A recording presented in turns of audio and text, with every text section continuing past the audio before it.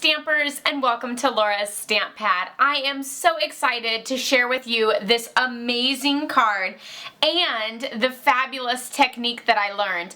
I actually got this from Stampin' Up's corporate team. They shared this technique with us and I just had to try it out myself. So this is actually called Reverse Watercolor. So what it is you'll see that I have done a watercolor wash all over the card, and then I heat embossed in clear those snowflakes. So I'm hoping with me kind of turning this a little bit you can see that shine of those snowflakes here and here. You know, I kind of did like my little triangle pattern like I always do when I call that random. So after you clear heat emboss it, then you actually go over it again with another Aqua Painter to soften the color on the outside. So you get that fabulous watercolor look, you get those two tones, and again, because it's watercolor, I always say with watercoloring, everyone's turns out different, so it's okay, and it's fabulous. It's handmade, made with love, not perfection, as one of my stampers has said, and I have completely adopted. So let's get started on this. I'm first going to start with a piece of Bermuda Bay cardstock, and this measures 4 1/4 by 11, and I'm just going to fold it in half. So every once in a while I just like to do my cards going the other way. So rather than always doing a card that goes, you know, that opens up like this, every once in a while I like to do a card that opens up like that. So, you know, it's kind of like A-shaped, you know, like that. So that is why I chose this. Of course, it's always just half a sheet of 8 1/2 by 11, either at 4 1/4 going one way or at 5 1/2 going the other way. So there's our card base. I'm going to set that aside, and now I'm going to pull in a piece of Shimmery White cardstock. So Shimmery White cardstock is great for this technique because you are watercoloring and it's a little bit thicker than your regular Whisper White cardstock. And it also has a little hint of shimmer, which is very slight, so I doubt it shows up here on camera. So we're just going to move on then. So then I have my Aqua Painter, and I just have regular water in the Aqua Painter, and I'm going to just lightly wash over my entire piece of cardstock. So about halfway through I usually have to squeeze again because it kind of wears out of water. And you'll also notice that it's going to curl a little bit because of that water, and that's perfectly fine. Then I'm going to take one of my clear blocks, and I just press the clear block into my Bermuda Bay ink pad. So of course you can always smash it to the top of the ink pad lid, but I find that makes a mess, and this is always easier, so that then I just clean the clear block and I'm all set. So now I'm just going to wash over my entire piece of cardstock. And you can go all the way to the edge. You can go as dark as you want, as light as you want. You really can do this however you wish. Like I said, you know, you can either go all the way to the edge or you can always stop. So I think this one I might kind of go a little bit more and go all the way to the edge, since I didn't go to the edge on some of the other ones. So we can kind of mix it up and see which one we like the best. So we'll add some color there on the edge, and then I'll watercolor wash over the whole thing just to kind of get those swirls back, because I really like those little swirls. So there we have our complete watercolor wash over our project, and you can either set this aside and let it dry. I usually set it in front of the vent, which is right next to my stamp table, or you can always take a heat tool to it, and then that'll dry it a lot faster. And since your heat tool is going to be out to do your heat embossing, then that is perfect and works out wonderful. It also, once it dries, it kind of flattens back out, so that's super handy too. So with the power of the camera, I'm going to bring in one that's already dry, and you can see this one I didn't go all the way to the edge. I have those fabulous swirls, which I'm super loving.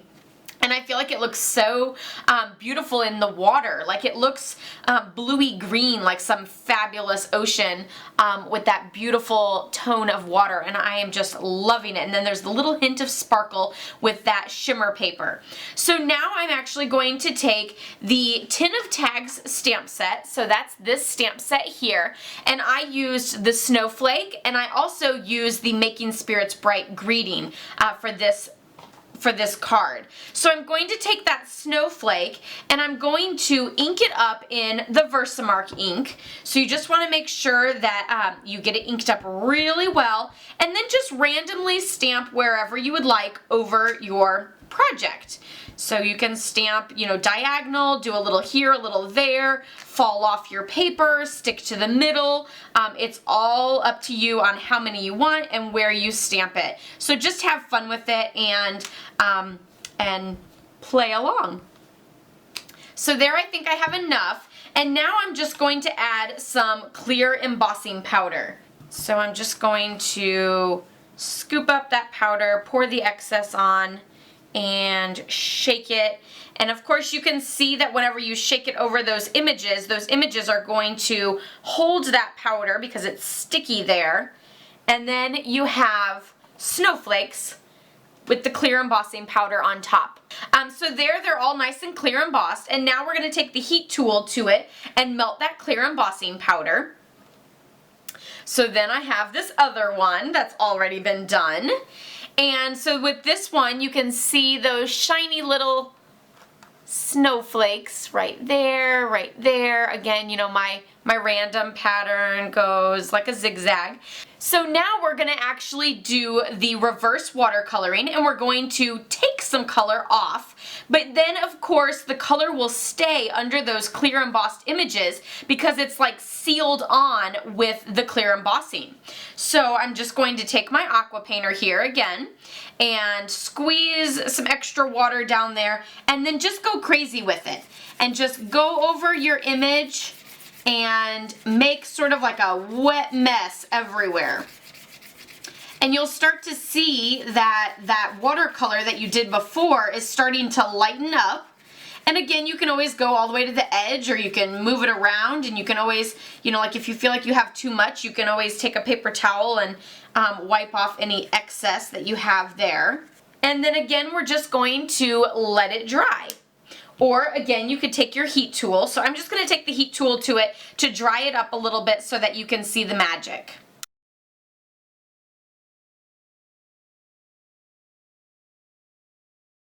So now our project is all nice and dry. You can see it flattened out a little bit for us again, and then you can see how those snowflakes have really popped. Like this one down here is super dark underneath, and I love that. So is this one that I did here on the end, so I must have used a lot of color down there.